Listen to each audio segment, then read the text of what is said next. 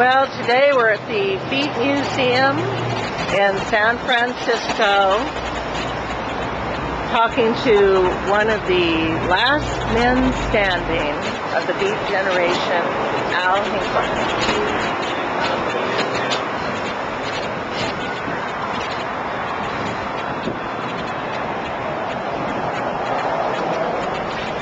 And here we are. And Dad, can you tell us a little bit about this area? Yeah, this is we're on Broadway, close to Columbus. On the corner is the Big Al's nightclub, strip joint.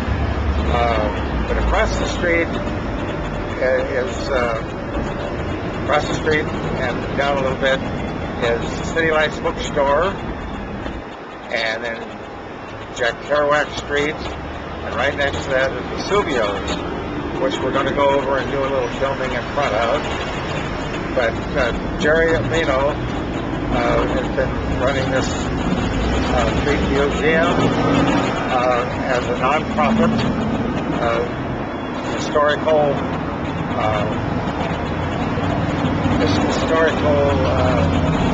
of the Beat generation in the 1950s and early 60s, trying to keep the history alive that was created down this part of San Francisco.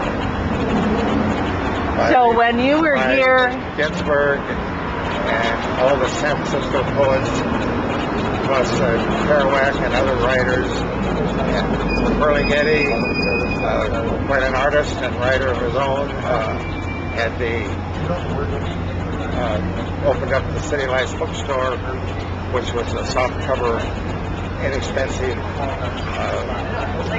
type of bookstore with all the titles, especially art and poetry. And of course, it's famous for the trial of Howell, where the district attorney thought the book of poetry was obscene and had a big trial, making worldwide, at least in the United States, big news where a book of poetry can be considered obscene. And this turned things around as far as the poetry in the United States was concerned. So I think we'll wind this up and maybe get on over to the City Lights bookstore. Okay. Thank you. I'm sitting in the beginning of Jack Kerouac Street. Could have very well been named Ferlinghetti Street. Both of them are writers. Maybe nationwide, Kerouac might be a little more famous than Ferlinghetti, but as far as promoting the arts in San Francisco, Ferlinghetti has to take the prize. He's a poet, an artist, and writer of his own thing, and started the City Lights bookstore. Became very famous during the trial of Howell, poem by Allen Ginsberg.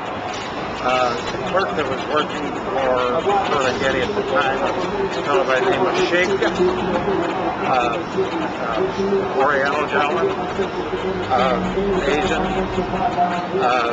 was arrested for selling a book of poetry to an undercover man from the district attorney's office. And the city district attorney of San Francisco thought it was serious enough a crime that he wanted to handle the case himself. And it was ridiculous to try a book of poetry and call it obscene, and which was proven in the trial, which made national headlines and really set a precedent in San Francisco. Gave license to a lot of art. And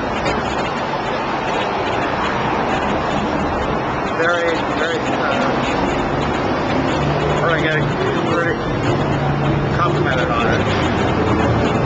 And then back of me is Vesuvio's, which started in the 1950s, early 1950s, before they had a liquor license, was a strictly beer and wine, and they had 3 or 4 chess sets, and they had all these nice windows where you could sit and play chess, and peanuts on the shell, which you just dumped on the floor, and met your friends here, played chess, enough light where you could actually sit and sip a beer and read.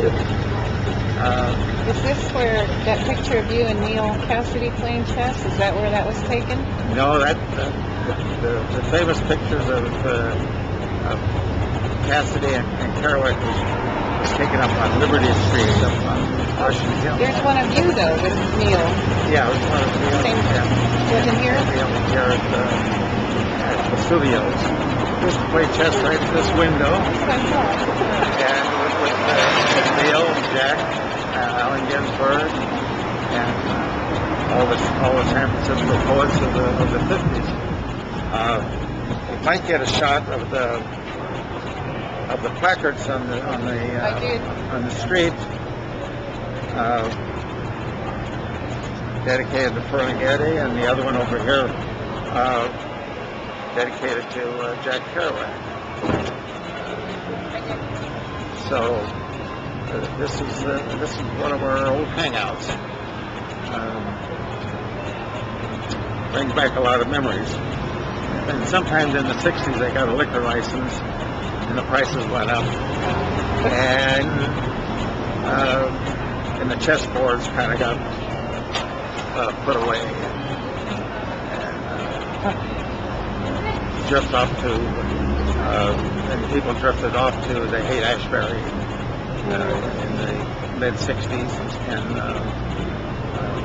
followed like Cassady did, they followed the Merry Pranksters and Cassady. Yeah, which Kerouac didn't really have any part of that. So I think that's all I really have to say about City Lights Bookstore and the studios. Great places I am right there now.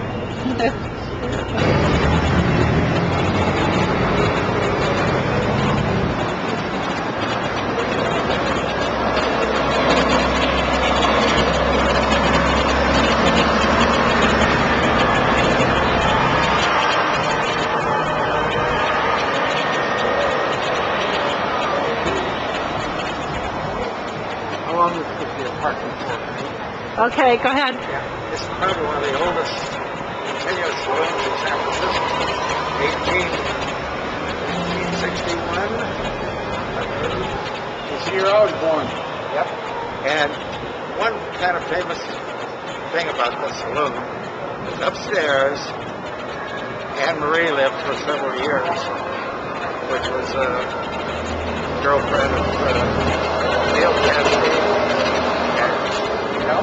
Run around with him, plus Merry Pranksters and Merry Pranksters and Cassady in the bus, running around in the bus. This was kind of a famous thing after Cassady was made famous by Kerouac in his novels. Then he spent 3 years up in San Quentin on a program, one marijuana joint. Actually, he spent about 2 years. 1 year in probation, and after probation, then he hooked up with Cassady and the Merry Pranksters, and drove the bus for Cassady. It's okay. She lived upstairs here for several years after she retired as a exotic dancer. But she danced until she was 58 years old. As an exotic dancer, doing a great job.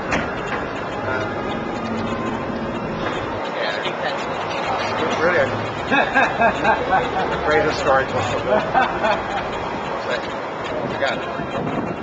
I want to get a couple shots up here. Did? Okay.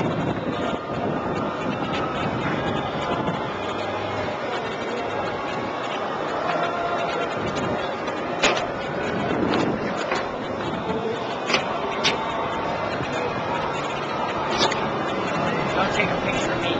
Okay. I feel the same way. Yeah, me too. I'm not very. I have a stained glass window made by the girl who did the stained glass here. No, I really haven't. Now, for artists of all kinds, this is the coffee shop right here that everybody in the 50s and 60s, this is the meeting place. They had the best coffee, and they actually had employees that actually sung Italian opera. Occasionally we burst out and singing opera.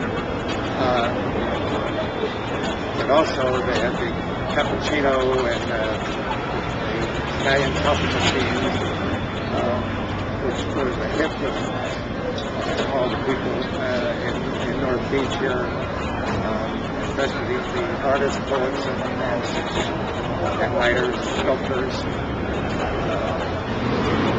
This was the place, and in fact, if I look over here to my left, I see 5 people sitting around a table.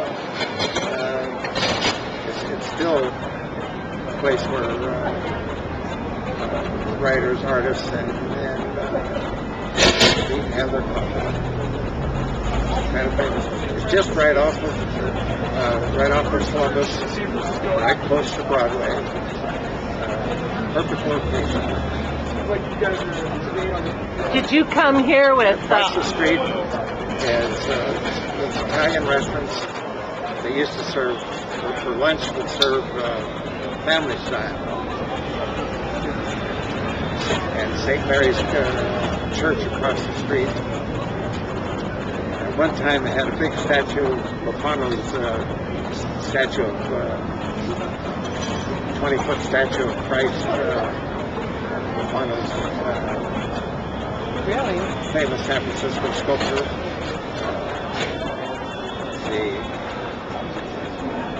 The statue was there for like 25 years. I think they moved it out to the airport someplace.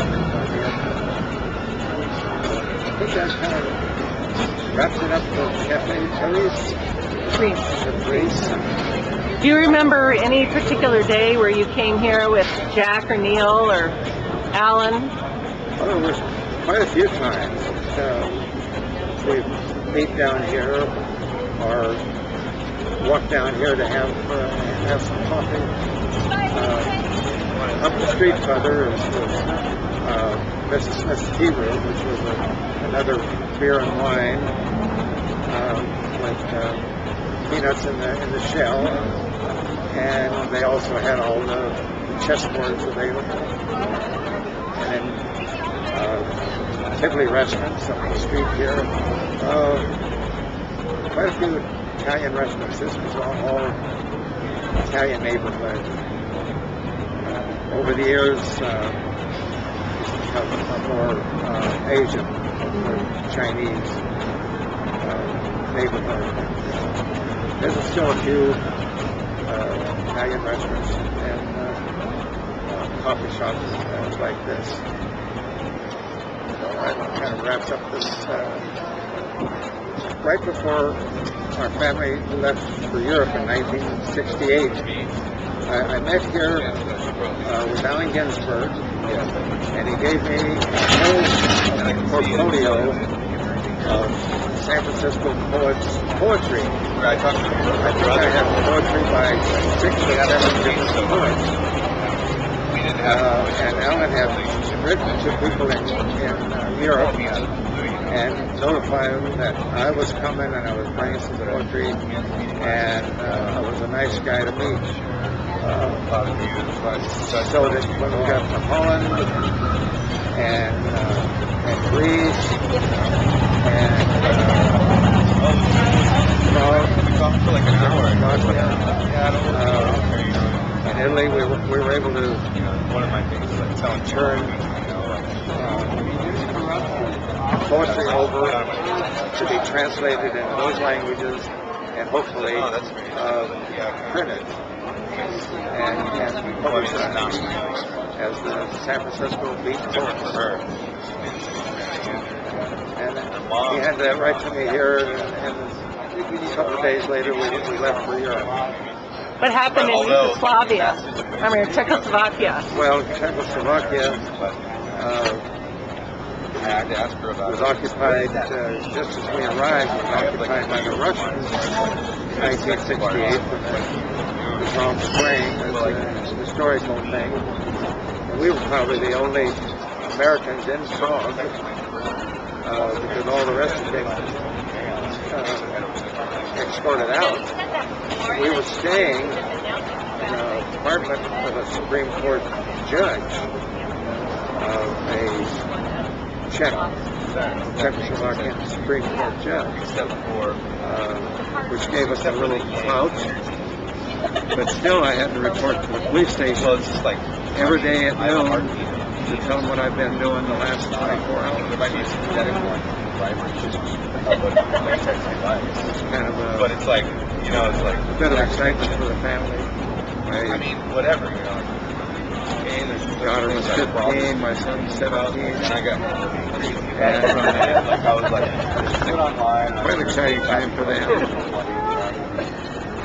I was listening to Neal, and I was like, Russians with their machine guns poking at us.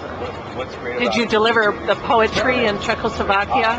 Delivered some poetry to Czechoslovakia at 2 o'clock in the morning. There was a knock on the door and a quick exchange, and the guy was gone because he was on the wanted list of the Russians for being a dissident, for kind of being an independent poet. That kind of